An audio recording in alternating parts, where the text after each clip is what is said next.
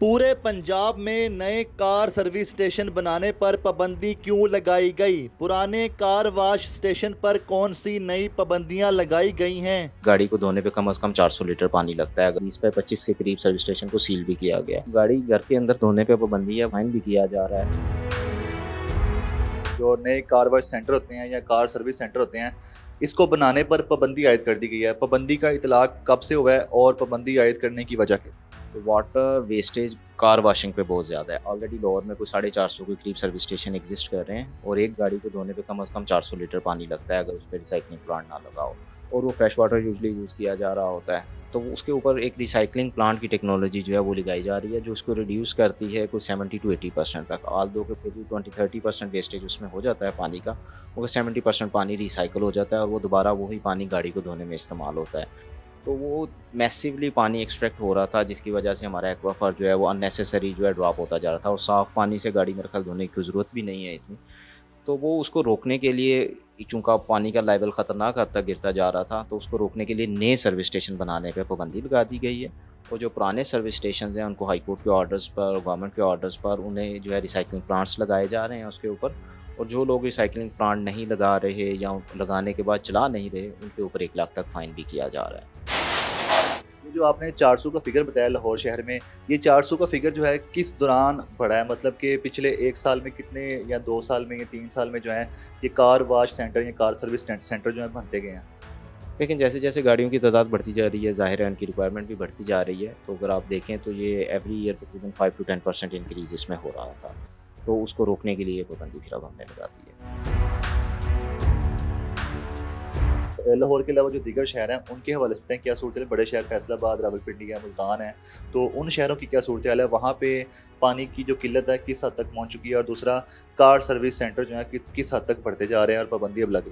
पूरे पंजाब में इसके ऊपर मैसिव एक्शन किया जा रहा है। अगर आप देखें तो मेरा ख्याल है कि फैसलाबाद का भी तकरीबन फ़ाइन 6 लाख के करीब था, और इसी तरह जो गुजरांवाला है उन्होंने भी कुछ 4-5 लाख के करीब इस पे फ़ाइन किया है पिछले 2-3 दिन के अंदर। जो विदाउट रिसाइकलिंग प्लांट्स चल रहे थे उनको ऊपर ये एक्शन किया जा रहा है, और जो चूँकि हैं इलीगल तो उन्हें फिर हम नेक्स्ट वो चलने नहीं देंगे।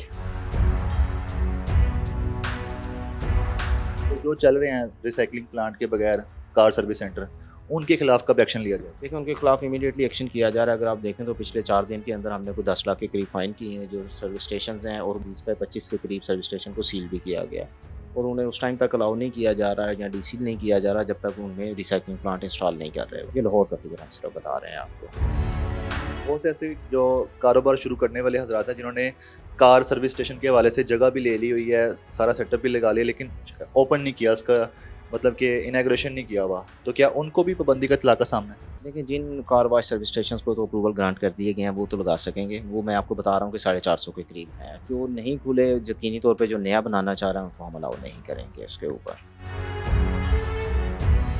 अपने घर के बाहर भी जो अपनी गाड़ी वॉश करता है या मोटरसाइकिल वॉश करता है उस पर भी पाबंदी है, जुर्माना भी किया जाता है। तो फिर किस तरह, मतलब कोई हल बता दें कि जिनके पास गाड़ियाँ मोटरसाइकिल हैं वो कहाँ पे, और मतलब क्या एक क्राइटेरिया जिसमें रह के अपनी गाड़ी मोटरसाइकिल अपने घर में वॉश कर सकते? देखें जो गाड़ी घर के अंदर धोने पे पाबंदी है वो है पाइप लगा के, मतलब आप खुला पाइप लगा के उसको धोना शुरू कर देते हैं और बेतहाशा फ्रेश वाटर आप वेस्ट कर रहे होते हैं, उसके ऊपर बैन किया गया। उसके ऊपर 10,000 तक फाइन भी किया जा रहा है और FIRs भी की जा रही हैं। मगर उसमें है खुला पाइप लगा के, आप उसमें बाल्टी से सिंपल गीला कपड़ा लेके भी उसको साफ़ कर सकते हैं और पानी की कंजर्वेशन के साथ उसको कर सकते हैं। उस पर पाबंदी नहीं है कि अगर आप बाल्टी के साथ उसमें गीले कपड़े के साथ कर लें। मकसद सिर्फ ये है कि पानी की बचत की जा सके, जो वेस्टेज ऑफ वाटर है उसको रोका जा सके।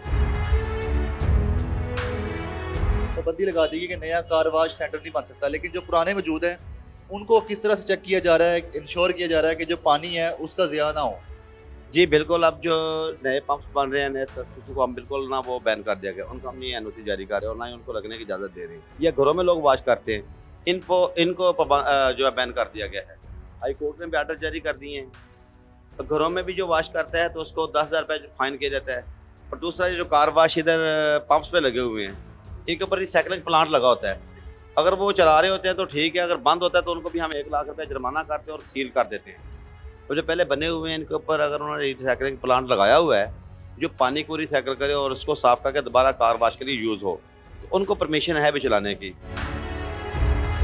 जो रिसाइकलिंग प्लांट है वो किस तरह काम करता है और रिसाइकलिंग प्लांट पे पानी को कितनी बार रिसाइकिल किया जाता है? जी, जी बिल्कुल, जब कार वॉश करते हैं तो इन्होंने सबसे पहले पानी एक टैंक में चला जाता है, उससे सेकंड टैंक में जाता है, स्लज नीचे बैठ जाती है, उसके बाद लिफ्ट करते हैं और ये हमारा रिसाइकलिंग प्लांट जो मैंने पहले दिखाया है वहाँ पे पानी को भेजा जाता है और वहाँ पे इनको वो स्टोन क्रशर टैंक लगा हुआ है उसके अंदर से गुजरता है और उसके बाद ब्लैक कार्बन वाला टैंक बना हुआ है जिसके अंदर इसकी स्मेल वगैरह भी ख़त्म हो जाती है।